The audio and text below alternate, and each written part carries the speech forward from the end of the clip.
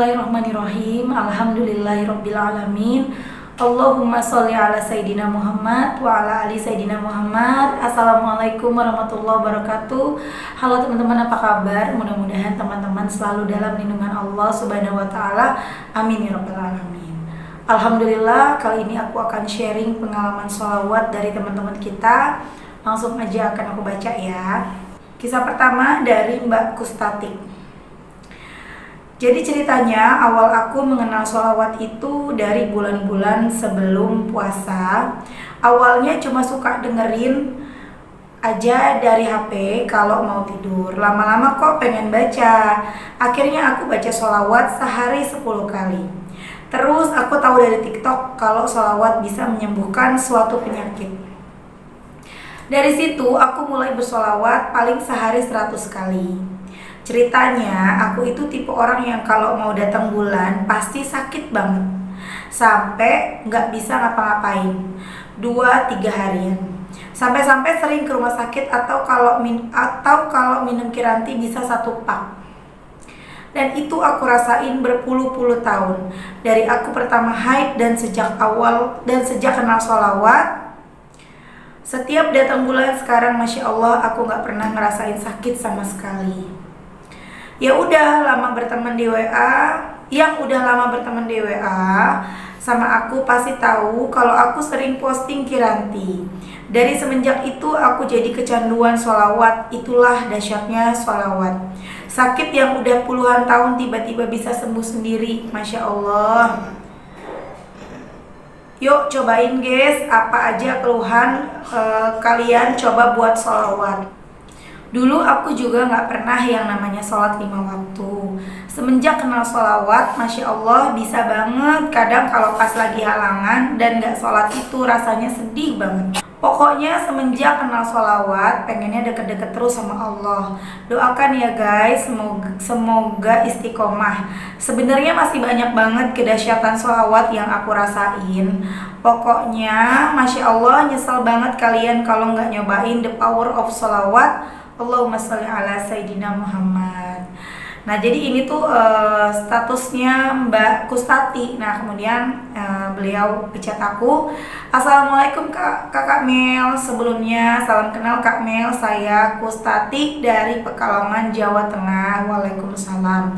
Terima kasih Kak Mel. Dari TikToknya Kak Mel saya jadi mengenal sholawat sama-sama. Saya sudah merasakan dahsyatnya bersolawat Kak Mel. Pas kebetulan saya mau bikin instastory di WA, jadi sekalian saya kirim ke Kak Mel biar tidak 2 kali ketik. Yang tadinya sehari cuma 10-100 kali solawat, sekarang sehari target 10.000 solawat minimal. Tapi Masya Allah selalu lebih dari 1.000. Dan hari ini Masya Allah bahagia sekali, gak terasa bisa baca solawat 23.000. Masya Allah. Saya juga dulu gak pernah sholat Kak Mel dan tidak berhijab. Sekarang Masya Allah, Alhamdulillah bisa sholat 5 waktu dan pengennya sholat terus. Alhamdulillah masih belajar untuk sholat sunnahnya.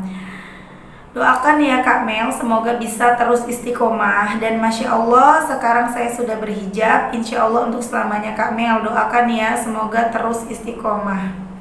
Masya Allah, Alhamdulillah, mudah-mudahan istiqomah ya Mbak. Masya Allah banget. Jadi gini teman-teman, aku selalu bilang ke teman-teman kan, ayo baca sholawat. Kalau misalnya teman-teman gak pernah sholat, malas sholatnya bolong-bolong, ayo cobalah bersholawat. Bukannya sholat itu gak penting, sholat itu adalah yang utama. Karena ketika kita wafat nanti, yang ditanya di dalam kubur adalah sholat kita dulu. Kalau sholat kitanya udah berantakan semuanya gitu ya. Tapi kita bisa mulai dengan bersolawat. Solawat dulu. Dengan bersolawat satu persatu dosa kita dihapus. Karena kan janjinya Allah, satu solawat yang kita baca menghapus 10 dosa. Ketika dosa-dosa kita terhapus, hati kita terbuka untuk bisa menerima cahaya Allah, menerima petunjuk-petunjuk Allah. Akhirnya kita jadi seperti Mbak Kustatik tadi, jadi pengen pakai hijab, jadi sholat. Masya Allah kan? Ayo teman-teman baca sholawat. Dan jangan pernah, teman-teman yang tidak sepaham yang nonton ini, jangan pernah menghalang-halangi orang, melarang orang untuk bersolawat, untuk menggapai hajatnya. Mungkin dia tujuan awalnya itu pengen dunia misalnya, dan memang gak apa-apa. Nggak apa-apa loh, kita pengen dunia minta pertolongan sama Allah dengan bertawasul, bersolawat tuh nggak apa-apa. Karena memang janjinya Allah, siapa yang bersolawat, Allah akan kabulkan hajatnya 70 hajat di akhirat, 30 hajat di dunia. Nggak apa-apa, kita mengejar meraih apa yang kita inginkan dengan amal soleh, salah satunya adalah dengan bersolawat. Nggak apa-apa ya, tapi sejatinya karena hati kita semakin sama Allah tuh masuk cahayanya Allah tuh masuk gitu ya. Dengan apa ya, dengan memperbanyak sholawat kan hati kita terbuka sehingga cahaya Allah tuh bisa masuk gitu, petunjuk-petunjuk Allah masuk ke diri kita, jadi kita bisa menerima semua kebaikan-kebaikan, semua petunjuk. Akhirnya itu tadi, lama-lama kita bersolawat bukan lagi karena ingin dunia, tapi hanya karena ingin ridhonya Allah, cintanya Allah, ampunannya Allah itu ya. Jangan halangi orang untuk bersolawat. Lanjut kisah berikutnya dari Mbak Hermawati. Assalamualaikum kak, aku ikutin saran kakak yang tadinya hatiku nggak tenang dan gelisah gara-gara mikirin si dia. Setelah aku sholawatan, hatiku lebih tenang dan gak gelisah lagi dan gak kepikiran lagi tentang dia. Waalaikumsalam, Masya Allah, semoga istiqomah dan dikabulkan segala hajatnya ya mbak. Tuh teman-teman yang lagi galau, ayo, yang misalnya punya masalah percintaan gitu, misalnya galau masalah pasangan, ayo baca sholawat. Nanti Allah bikin hati kita tenang, gak ingat dia lagi. Masya Allah, keren banget deh pokoknya kalau udah bersolawat ya. Lanjut kisah berikutnya dari Mbak Tina. Alhamdulillah semenjak ikutin TikToknya Mbak Mel, aku jadi rajin bersolawat. Awalnya ingin hutangku lunas, walaupun hutang-hutangku belum lunas, belum ada yang lunas. Setidaknya saya jadi rajin ibadah, sholat, baca Quran, dan hati menjadi tenang. Terima kasih Mbak Mel, Masya Allah, semoga istiqomah dan segera lunas hutangnya ya Mbak. Tuh anakku bilang tadi, awalnya Mbak Tina kepengen hutangnya lunas, kepengen dunia, dan itu nggak apa-apa. Tapi sejatinya lama-lama hatinya ikhlas, hatinya pasrah, udah nggak mikirin lagi tuh dunia, dan akhirnya jadi rajin sholat, jadi dekat sama Allah. Itu intinya. Jadi kalau misalnya dibilang nggak boleh tuh, sering banget aku tuh digituin orang ya, nggak boleh tuh sholawat karena pengen dunia, sholawat yang agung ditukar dengan dunia. Pokoknya sholawat itu biar dapat syafaat. Bener, sholawat itu dapat syafaat dari Rasulullah, insya Allah. Siapa-siapa yang memperbanyak sholawat nanti akan insya Allah mendapatkan syafaat dari Rasulullah di akhirat nanti. Tapi nggak mudah kita nyuruh orang ayo sholawat biar dapat syafaat, nggak mudah. Caranya gimana? Ajak mereka dengan mau utangnya lunas nggak, mau dapat mau bisa kebeli rumah nggak, yang dia pengen tuh apa, yang dia mau apa, itu dulu. Mau dapat jodoh nggak, ayo sholawat. Nah nanti ketika dia sudah bersolawat, dia lama-lama akan berubah, hatinya berubah jadi yang terserah Allah deh, Allah mau kasihnya kapan, yang penting aku mah dekat sama Allah. Akhirnya mereka bisa merasakan nikmatnya dekat sama Allah, nikmatnya sholat, nikmatnya ngaji. Yang tadinya nggak pernah ngaji jadi pengennya ngaji terus gitu teman-teman ya. Lanjut kisah berikutnya dari Mbak Resti. Mbak, hari ini aku agak sedikit lega karena sudah jujur sama suami soal hutang-hutangku. Awalnya aku takut sekali. Sebelum aku jujur, aku baca sholawat 4000 kali dalam 3 hari. Suamiku gak marah dan dia juga mau bantu. Sekarang aku harus melunasi hutang-hutangku yang mencapai 36 juta. Aku takut, aku tidak bisa tidur. Masya Allah, syukuri dulu suami gak marah dan mau bantu, karena itu rezeki paling besar dari sekedar lunas hutang. Sekarang Mbak tinggal kencengin lagi doa dan sholawatnya biar lunas benar ya.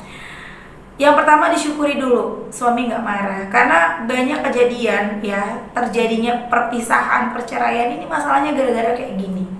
Jadi bersyukur dulu karena itu adalah nikmat yang paling besar, itu adalah rezeki yang paling besar dari sekedar lunas hutang. Insya Allah hutangnya pasti lunas. Allah bisa melembutkan hati seseorang, bisa bikin orang yang harusnya marah jadi nggak marah seperti suaminya Mbak Resti, apalagi hanya sekedar hutang kecil bagi Allah ya. Lanjut kisah berikutnya dari Mbak Edro. Assalamualaikum kak, aku baca sholawat sehabis sholat terus tiba-tiba aku nangis. Kak, gimana itu kak? Oh iya, terima kasih ya atas masukan-masukannya yang sangat bermanfaat kak, alhamdulillah.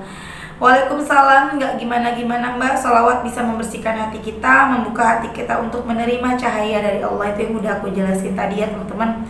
Ketika kita baca sholawat, lama-lama hati kita lembut, lama-lama hati kita bersih, lama-lama terbuka untuk bisa menerima cahaya Allah, petunjuk Allah. Akhirnya kita jadi ngerasa dengar nama Allah aja sedih, nangis gitu, terharu. Dengar nama Rasulullah aja bisa bikin kita menangis. Ingat dosa-dosa bisa bikin kita nangis karena hati kita menjadi lembut gitu ya teman-teman. Lanjut kisah berikutnya dari Mbak Lisa. Alhamdulillah kak, semenjak dawamin sholawat, istighfar, baca Quran, sholatku yang tadinya bolong-bolong gak tepat waktu, tapi alhamdulillah insya Allah selalu tepat waktu. Semoga selalu istiqomah ya kak. Maksudnya tuh ini tuh tadinya nggak sholatnya bolong-bolong, tapi sejak istiqomah sholawat istighfar baca Quran, akhirnya sholatnya jadi nggak bolong-bolong lagi, jadi tepat waktu, masya Allah. Masalah rumah tangga alhamdulillah Allah selesaikan dengan sempurna. Yang tadinya aku nggak akur sama adik ipar, sekarang alhamdulillah makin kesini makin lebih baik lagi. Jualan onlineku alhamdulillah selalu ada yang beli kak, masya Allah kak, Allah maha baik.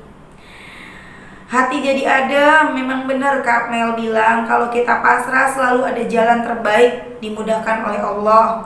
Pokoknya semenjak aku kenal Kak Mel, saran dari Kak Mel untuk bersolawat kutemukan kedamaian, kenyamanan, masya Allah pokoknya. Allah lagi, Allah dulu, Allah terus. Semoga Allah selalu melimpahkan rahmat, kebahagiaan, kesehatan untuk keluarga Kak Mel, amin amin. Makasih ya. Masya Allah kak, sampai nggak bisa kuungkapin dengan kata-kata. Kadang sampai nangis terharu. Allah maha baik, maha kaya, maha penyayang. Makasih ya kak, karena konten-konten Kak Mel menjadi motivasiku. Dan minta doanya ya kak, semoga aku bisa membeli rumah di tahun ini, amin. Insya Allah bisa kalau istiqomah ya. Masya Allah, baca sholawat apa mbak? Berapa banyak? Sholawat munjiat 500 kali, sholawat Jibril 10.000 kali, istighfar 1000 kali, Yasin, Ar-Rahman, Waqiah, Al-Mulk, dan sedekah subuh kak. Masya Allah banyaknya. Baca sambil aktivitas atau habis sholat mbak? Kalau habis sholat subuh aku baca 1000 kali sholawat Jibril, sambung istighfar 1000 kali. Terus kalau sholawat munjiat mulai jam 7 pagi sampai jam 12 baru selesai 500 kak. Terus sambung sholawat Jibril sampai jam 10 malam. Alhamdulillah kalau kejar target 10.000 insya Allah aku bisa-bisain. Alhamdulillah kerjanya di sini aku nyantai kak, jadi bisa sambil pegang tasbih. Kalau Al-Waqiah aku baca abis tahajud 1 kali, abis duha 1 kali. Terus jam 2 siang pas istirahat aku baca Yasin, Ar-Rahman, Waqiah, Al-Mulk. Mau tidur malam baca lagi Al-Mulk. Soalnya kalau zuhur, asar, maghrib, isya waktunya cuma dikasih 10 menit, jadi baca sholawatnya cuma 11 kali atau 100 kali gitu kak. Alhamdulillah, semoga istiqomah ya mbak dan semua hajatnya tercapai. Masya Allah ya teman-teman, itu tadi kisah dari teman-teman kita. Dan yang terakhir dari Mbak Lisa. Masya Allah banget, banyak banget amalannya teman-teman untuk yang baca Qurannya. Tadi surat-suratnya itu tidak ada waktu khusus ya, misalnya harus bacanya pagi atau malam atau sore, itu terserah, sebisanya kita. Aku sendiri pribadi kalau baca 4 surat yang tadi, Yasin, Ar-Rahman, Waqiah, aku bacanya subuh, karena hanya di waktu subuh aku bisa punya waktu yang lumayan. Anak-anak masih tidur, belum dikejar-kejar sama kerjaan gitu. Tapi kalau Al-Mulk aku bacanya mau tidur, atau habis sholat isya aku baca Al-Mulk gitu kan. Teman-teman bebas mau bacanya kapan aja, waktunya tuh terserah ya. Kemudian teman-teman untuk baca sholawatnya juga nggak ada patokan harus 10.000 seperti Mbak Lisa, nggak ada. Cuma intinya semakin banyak semakin bagus, karena semakin banyak sholawat yang kita baca semakin banyak lagi dosa kita yang dihapus sama Allah. Salah satu penghalang doa kita terkabul adalah dosa, dan ketika dosa kita terhapus, insya Allah doa-doa kita cepat diijabah sama Allah. Oke teman-teman, makasih udah nonton. Mudah-mudahan bermanfaat, mudah-mudahan jadi motivasi buat teman-teman. Teman-teman kalau punya masalah, punya keinginan, ayo perbanyak sholawat. Mulailah bersolawat, insya Allah satu persatu keinginan teman-teman akan dikabulkan sama Allah. Tapi ingat, kita harus pasrah, kita harus istiqomah, kemudian pasrah, jangan nungguin hasil. Karena ketika kita nungguin hasil, maka pertolongan Allah semakin jauh, kita malahnya kecewa. Ya, jangan ungkit-ungkit amalan. Saya udah sholawat, kenapa belum dapat jawaban dari Allah, belum dikabulin? Semakin diungkit-ungkit, semakin jauh dari pertolongan Allah. Oke teman-teman, terima kasih. Assalamualaikum warahmatullahi wabarakatuh.